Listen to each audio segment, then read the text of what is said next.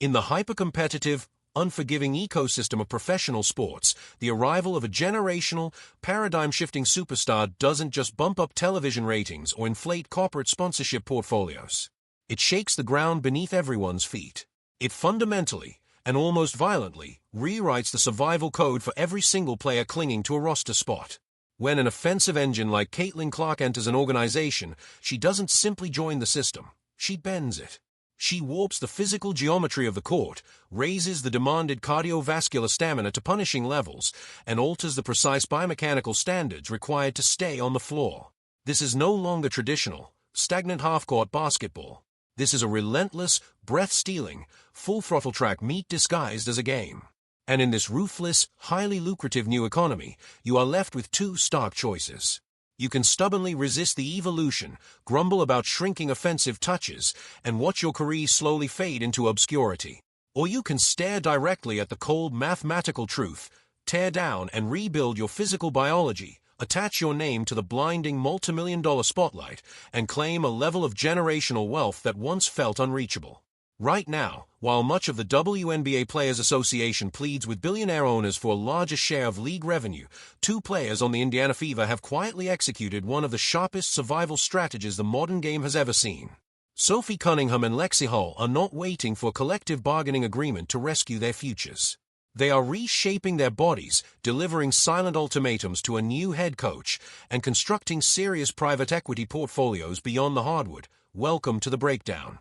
Let's uncover the fierce biological and corporate evolution of the Caitlin Clark era, and why the smartest role players are quietly building empires while others argue over scraps. To grasp the punishing physical toll the Caitlin Clark system demands, you have to study the dramatic transformation Sophie Cunningham willingly forced upon herself this offseason. Across 6 gritty, respectable years, Cunningham carved out a distinct and respected identity. She was the enforcer, the emotional thermostat, the one who absorbed the hard, borderline flagrant contact, the one who hurled her body into the paint and stood up to veterans determined to bully the Fever's rookie phenom. At 165 pounds, she carried the structural strength to set bone-rattling screens and withstand the grinding brutality of the league's old-school half-court wars. But Cunningham is a high IQ competitor, and she recognized a frightening truth. In the Caitlin Clark economy, being a heavy, stationary enforcer is a fast track to the bench. It's a slow fade into irrelevance. And so she made a choice, a shocking, unfiltered biological reconstruction designed to ensure she remains essential to a championship pursuit rather than a casualty of evolution. Changed this offseason, previously listed at 165 pounds, revealed that she is now down to 148.5 pounds. She dropped from 165 pounds to 148.5, nearly 16 pounds carved off the frame of an already elite professional athlete, and that kind of sacrifice doesn't happen by accident. It was calculated, urgent, and necessary. Recovering from a torn medial collateral ligament means every extra pound becomes added stress on a fragile knee, especially in an offense that moves at breakneck speed. Each violent stop, sharp cut, and high-speed deceleration sends force crashing through the joint, and excess weight turns that force into danger. Cunningham understood the brutal math.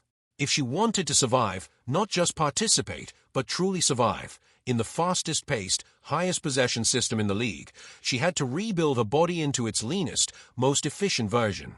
This wasn't just about preventing re-injury, it was about evolution. In this new era, standing still is extinction. You must sprint in transition, flow with the tempo, and endure pace that shows no mercy, and her transformation is a declaration that she refuses to be left behind. Caitlin Clark's transcendent passing vision doesn't just pressure a defense, it shatters it before it can even breathe. The moment a defensive rebound is secured, the floor tilts.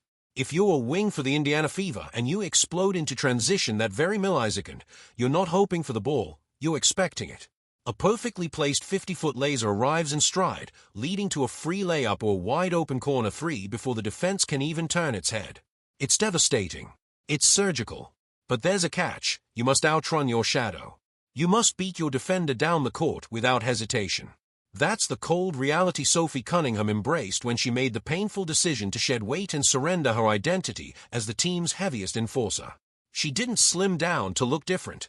She did it to become different, to transform from a stationary tone setter into a high-speed transition weapon built for a system that rewards speed, precision, and fearless commitment to the break.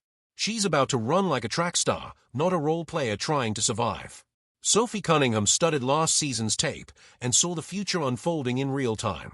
She watched Caitlin Clark intentionally shed muscle, lean out, and prepare to detonate the pace into something exhausting and unprecedented. And she remembered what happened to Aaliyah Boston during the early stretch of her sophomore year, how Boston entered slightly heavier, comfortable in a slower, methodical post-up rhythm, only to spend that first month visibly drained, fighting for oxygen while trying to keep up with the relentless storm created by her new point guard.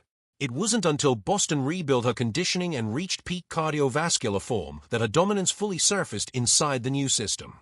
Cunningham refused to endure that painful adjustment phase. She eliminated the excess weight, recalibrated her endurance, and rebuilt her engine from the inside out. Now she returns to the Indiana Fever as a fluid, highly mobile, lethal catch-and-shoot weapon, a sniper who buried a staggering 43% from beyond the arc last year, determined that when Clark fires that transition laser, she'll already be waiting in the corner, feet set, ready to strike. But in Indianapolis, evolving physically is only half of the survival equation. Decision to cut down on weight, because she know Caitlin Clark has cut down on weight. Caitlin Clark got rid of all that The Rock in Fast 5 muscle. She's back to Iowa skinny CC. You know what that... The other half of survival has nothing to do with conditioning. It lives in the shadows of a volatile locker room and the fragile politics of a franchise at a crossroads. The hiring of Stephanie White as head coach didn't just add experience, it injected uncertainty into the team's entire offensive identity. White is a seasoned veteran with deep ties across the league, particularly with established scorers like Kelsey Mitchell, and that connection carries weight. There's a very real and quietly unsettling possibility that she could lean toward a veteran-heavy rotation, one that favors isolation buckets and controlled half-court sets over the breathless spacing and transition attack that fully unleashes Caitlin Clark's generational gravity.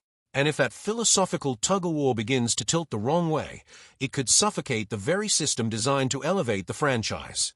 That's precisely where Lexie Hull emerges as the most pivotal and fiercely debated piece of this championship equation, the player whose role may ultimately determine which vision wins. Lexie Hull is the undeniable prototype of the modern 3-and-D wing in women's basketball, disciplined, efficient, and relentlessly selfless.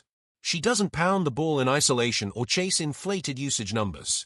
She defends with suffocating intensity on the perimeter, fights through screens like every possession is personal, and punishes defenses with high-efficiency shooting that stretches the floor to its breaking point. When Hull shares the court with Caitlin Clark and Sophie Cunningham, the offensive geometry of the Indiana Fever warps into something almost unfair. Spacing widens, driving lanes explode open, and help defenders are forced into impossible decisions. It becomes a mathematical nightmare to guard. And yet, history shows that coaches sometimes overcomplicate what is painfully obvious. Which is why the message directed at head coach Stephanie White couldn't be clearer or more urgent. If the goal is to maximize this system, protect the spacing, and fully weaponize Clark's gravity, Lexie Hull must be in the starting lineup. Anything less risks sabotaging a formula that is staring everyone directly in the face. No more hedging. Lexie Hull must start. This isn't a casual plea from fans, it's a tactical mandate rooted in pure basketball logic. If Stephanie White plays politics with the lineup, if she benches Hull in favor of slower, high-usage veterans who clog spacing and hunt isolation touches, she risks detonating the entire offensive ecosystem. You don't drop a multi-million-dollar Ferrari engine into a car with flat tires.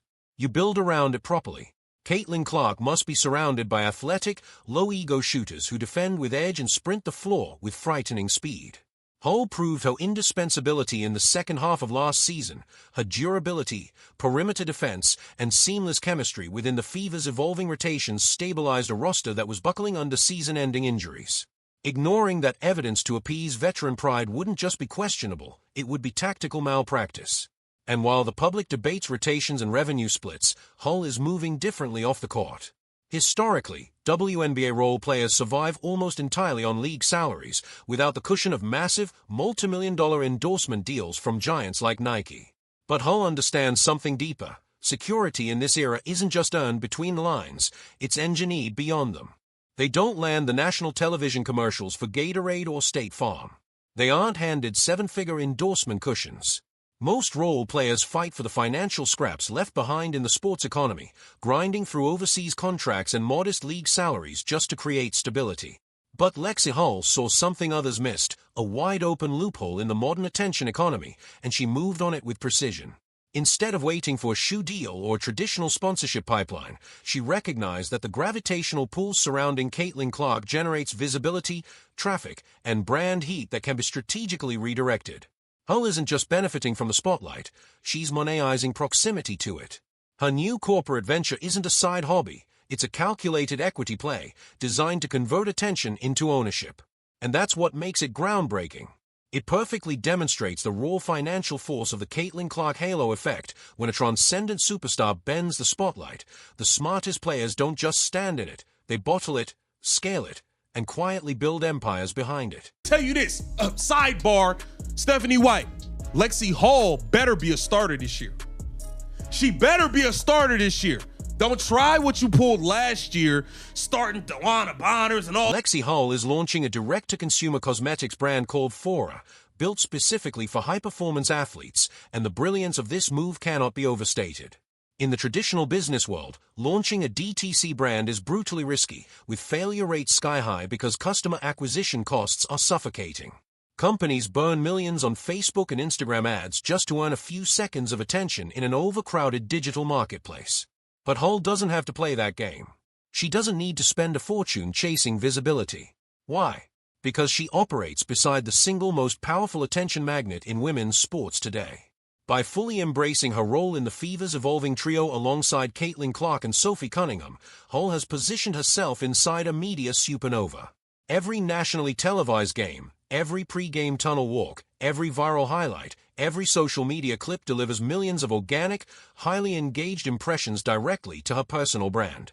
The Indiana Fever fan base isn't passive, it's massive, loyal, and fiercely supportive of anyone aligned with its superstar centerpiece.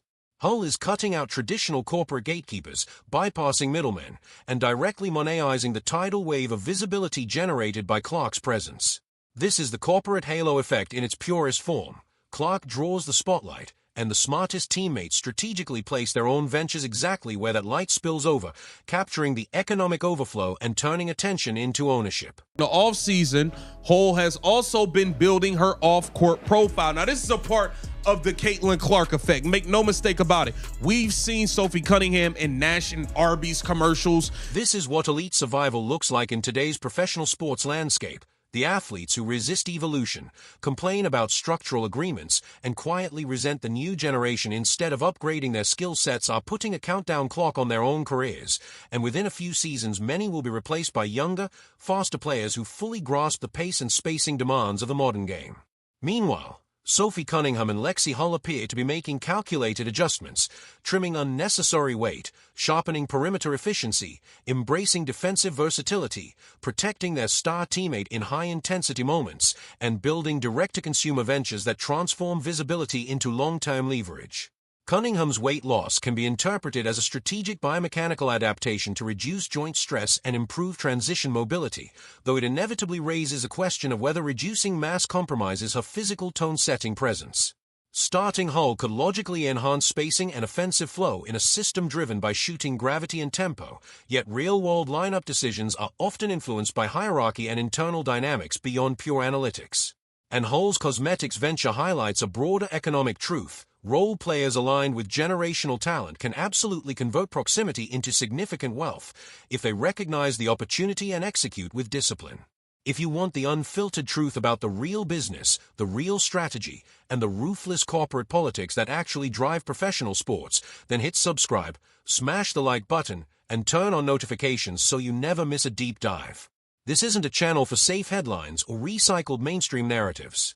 This is where we dissect leverage, track the corporate halo effect, and break down the cold mathematical realities hiding behind polished press conferences. If you're ready for analysis without compromise, I'll see you in the next breakdown.